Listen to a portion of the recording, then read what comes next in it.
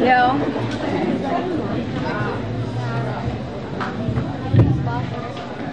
Alright, can you hear me now?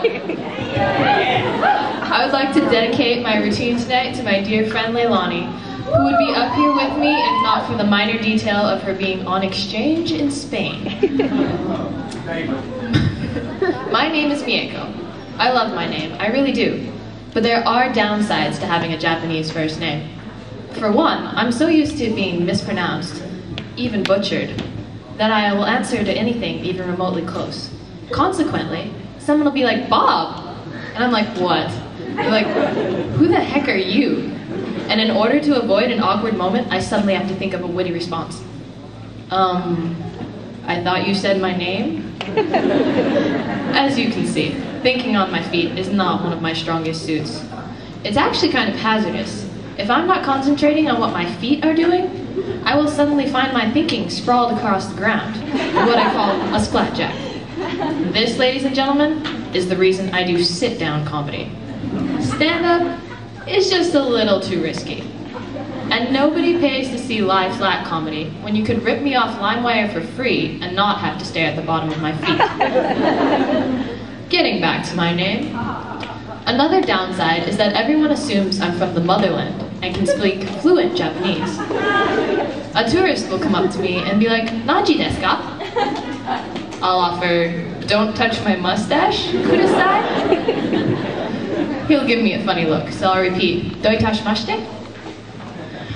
He'll walk away, giving up, muttering baka under his breath, thinking, no wonder we have better technology. I guess he's right, but I'm still offended. I'm one of those annoying people with an SAT score higher than your kid's future monthly salary. But I paid for it. I hated middle school, 6th grade especially, because your kid gave me such a hard time about being smart. What kind of a society makes a kid feel stupid for being smart? Yeah. And they wonder why half of Americans between 18 and 24 can't locate New York State on a map. I guess Japan's students really do kick our students' butts. Heck, even their cats kick our cats' butts. Or at least my cats, whose apparent lack of brains does nothing to foster any affection for their species in my father. He doesn't like cats. Not at all. But he hates misbehaving cats. And the entire neighborhood knows when one of my cats does something wrong. She'll come streaking down the hall with him stomping along on her heels, yelling, "You dirty, illegitimate child!" He's right, but it's not my cat's fault her parents never married. In fact, they don't issue marriage licenses to cats in the state of Hawaii. Though I'm sure Advocates is working on that issue as we speak. But being single, it's not all bad. Some friends and I went to Bubba Gump's for dinner on Valentine's Day, all of us single people. And my friend Leah informed us all about 6 million times that she was going to order the Cajun chicken sandwich. I finally got fed up and asked her just how often she ate here. She looked at me and said, once? My English teachers must be slacking. Miss Bunganoy, do you want me to flunk out of college?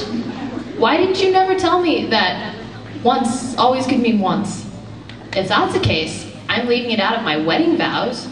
You will not find me standing at the altar and the priest asking the man standing next to me, Orlando Bloom, do you take Miyeko Minafuku to be your lawfully wedded wife, to have and to hold, to love and to cherish, forever and always, which really means once? And then a couple of weeks later, under the sign that says, thank you for flying Dubai Airlines, I get a peck on the cheek and Orlando says, the honeymoon was great, have a nice life. Where's the nearest Bubba Gump's? I need a Cajun chicken sandwich. Wait, I have to take Queen K to get there. That sucks. I don't know if any of you have noticed, but we have a wee bit of a traffic problem in these parts. They're trying out this new concept called building a road, but all they ever seem to do is pour water to keep the dust down. Here's an idea. Why not pour asphalt to keep the dust down? Think of all the water we'd save. Speaking of saving things, I saved 3 lives on Tuesday, thanks to the good old blood drive we had at our school. How many of you donated? Oh, I see you're still wearing your red band. Not still trying to get out of water polo practice, are you? I have a bit of advice for you all. Don't read a book about vampires the night before a blood drive. Makes a fairly simple process really nerve-wracking. But I knew it was okay when the nurse smiled at me and she had no fangs. But then she started to speak, and what she did have was a very thick accent, which was a problem because she had a list of about 3,085 more questions she had to ask me before she could even prick me with the needle. So she starts speaking, very fast, in her very thick accent, and the only word I can pick out is sex. Why can't I just tell her that I've never had sex before and skip the rest of the questions? And now, before Mr. Garcia gets a chance to come sprinting down the aisle, waving his hands over his head because I said the S word, I'd better change the subject. And leave you with this parting thought. I'm sure you are all wondering what my shirt says. And even if you aren't, I'm going to tell you anyways, because I'm the one on stage. Behind every overachiever is a nagging mom. Love you, Mom. Thank you, ladies and gentlemen.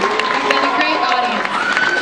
But I have a date with Orlando and a Cajun chicken sandwich.